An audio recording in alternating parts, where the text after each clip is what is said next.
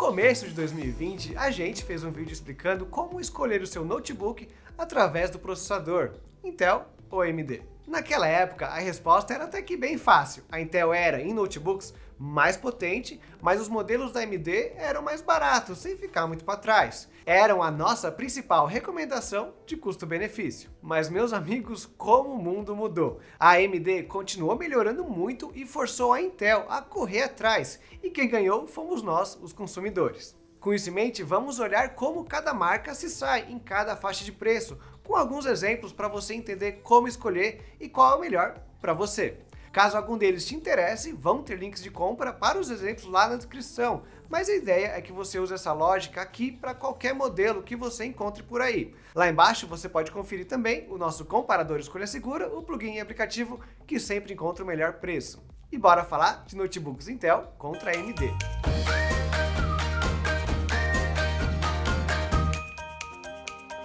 Para começar, se você procura um notebook bem barato, o comparativo entre Intel e AMD não faz muita diferença. Aqui estamos pensando nos processadores realmente mais básicos das linhas Pentium, Atom e principalmente Celeron da Intel e a Athlon, cuidado para não confundir, da AMD. Uma das razões para essa falta de competitividade é que a categoria é simplesmente dominada pelos chips da Intel. O Inspiron da Dell tem uma versão com o Pentium e as versões mais em conta do Aspire da Acer, do Samsung Flash e até alguns mais elaborados como o Lenovo 3i possuem versões com o Celeron.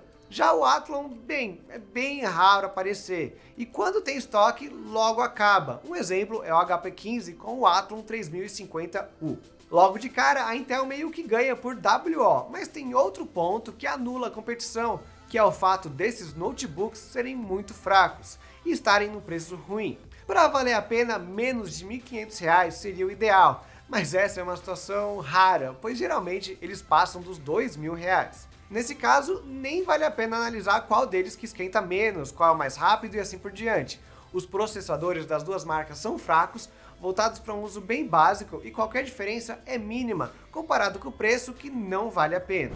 A competição real então começa na próxima linha com os processadores com mais desempenho, mas ainda voltados para os notebooks básicos. Aqui o que importa é ser barato e eficiente. Só que para fazer a comparação, é importante a gente ver como o processador se sai no mesmo modelo de notebook, já que alguns detalhes como o formato do corpo, capacidade de bateria e as configurações de fábrica podem influenciar bastante a performance geral de cada processador.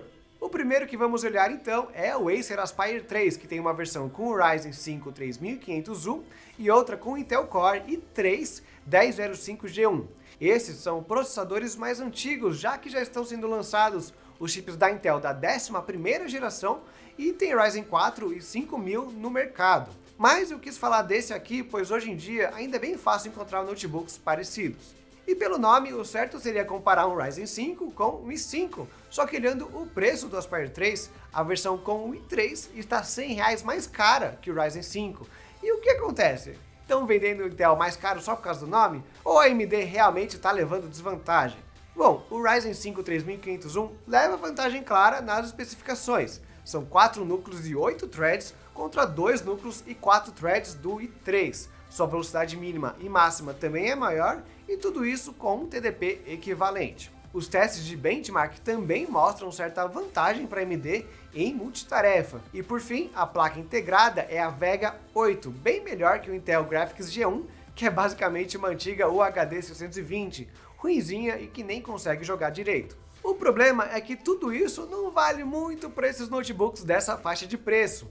E o 1005G1 tem melhor desempenho em um núcleo, que quando você está só vendo planilhas, respondendo e-mails e assistindo aula, já é o suficiente ou até melhor, dependendo da aplicação. Outro ponto positivo desse 3 é que ele gasta menos energia, tornando a bateria mais duradoura. O Acer Aspire 3 com Intel consegue ficar em torno de 1 ou 2 horas a mais de tempo ligado, só pela bateria, do que o mesmo notebook com AMD. Comparando então a linha Ryzen 3000 com a Intel de 10ª geração, a AMD aposta em preços melhores para ter um custo-benefício alto, mas se você preza por mais tempo de bateria e não vai ficar jogando com notebook, o Intel 1005G1 consegue prover a mesma experiência, mesmo com todas aquelas desvantagens nas especificações. E essa era basicamente toda a história de comparação entre Intel e AMD até alguns anos atrás. Agora, bom, vamos olhar para o Acer Swift 3, comparando os modelos que utilizam o Ryzen 5 4500U e o Intel Core i5 1135G7. Aqui a AMD já começa de igual, inclusive o preço desses notebooks, com as duas versões, está praticamente igual, menos de R$10 de diferença. Além disso, vamos para as especificações. O 4500U tem 6 núcleos, 6 threads, a nova arquitetura Zen 2 e maior velocidade. Já o Core i5 1135G7 aposta em manter 4 núcleos e o multithreading. O resultado é basicamente uma bagunça. O multithreading não foi suficiente para colocar o Intel à frente no multitarefa, mas ela ainda preserva a liderança na velocidade de um núcleo. Só que as pontuações propriamente ditas estão bem maiores, muito mais rápidos que o i5 e o Ryzen 5 da geração anterior. Pensando na capacidade gráfica, finalmente a Intel acordou e trouxe o Iris Xe Graphics, que tem performance bem próxima da Vega da AMD. Em bateria, no geral, você consegue aproximadamente o mesmo tempo com os dois chips, dependendo um pouco do seu uso. E como estamos falando de chips mais potentes, agora dá para perceber em maior intensidade que o notebook começa a esquentar. No caso do Swift 3, os dois esquentam, mas isso é principalmente porque ele é um notebook 2 em 1, super fino. Então, apesar do TDP do 4500U ser menor, nesse caso não faz muita diferença. Para os Ryzen da linha 4000 e para o Intel de 11ª geração, a conclusão é que, parabéns, a AMD conseguiu diminuir a distância entre ela e a Intel e até forçou um pouco a concorrente a aprimorar mais o seu chip, pois fazia um tempo que ela andava meio estagnada nesse campo. Só que existe também a linha Ryzen 5000 sendo lançada agora, por exemplo, no IdeaPad 3i, com o Ryzen 7 5700U. Ele traz 8 núcleos e multithreading, que é muita coisa para um chip eficiente, e parece que o consumo de energia está controlado. Mas mesmo se a bateria ir embora um pouco mais rápido, sua vantagem em desempenho perante o i7 1165G7, o chip equivalente, é até que grande e pode valer muito a pena nos ultrafinos, desde que o preço não esteja muito maior. Qual escolher então? Olha, realmente eles estão bem próximos. Aqui não tem mais aquela conversa de um ser custo-benefício e o outro ser mais potente. Se você está interessado num notebook como o Swift 3, que tem as duas versões, pegue a mais barata. E se as duas estiverem no mesmo preço, pode ser um pouco mais interessante pegar a AMD, que esquenta um pouco menos, mas é uma diferença pequena, que não deve influenciar muito a usabilidade do notebook. E por último, deixei os chips de alto desempenho, aqueles com nomenclatura com H no final, que são encontrados nos notebooks para trabalho pesado e os gamers de verdade, com placa de vídeo dedicada junto e tela de alta frequência. E eu vou usar como exemplo um dos meus notebooks favoritos, o Nitro 5. Ele tem versões que utilizam o Ryzen 7 4800H e o Intel Core 10750H. Esse também é um Ryzen de 8 núcleos com multithreading contra 6 do chip da Intel. A frequência máxima é de 4200 MHz, mas o 10750 chega até 5000.